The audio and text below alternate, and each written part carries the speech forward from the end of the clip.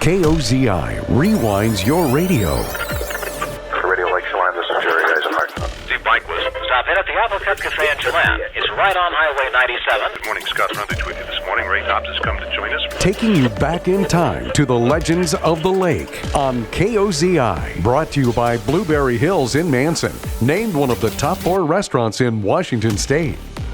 This is Tony Crisetto, and I'm fascinated to bring you this edition of Legends of the Lake from 1983 when Steve Byquist and historian Dave Franklin discussed the naming of Prince Creek and Canoe Creek. Let's listen. The earliest white contact in this area, where did it come from? Was it miners? Was it folks just traveling through, the old mountain men who? Well, there were two men, Saunders and Dumpke.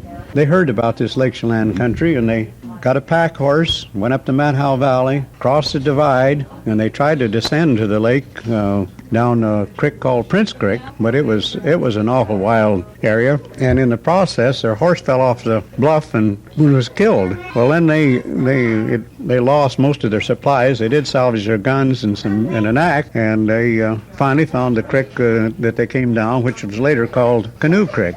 And at Canoe Creek, they got a big log, hollowed it out with chopping and burning, and made them a crude canoe, and whittled out some oars and descended to the foot of the lake. And is it true that Prince Creek was named after their horse and Canoe Creek was named because they built a canoe there? That's right.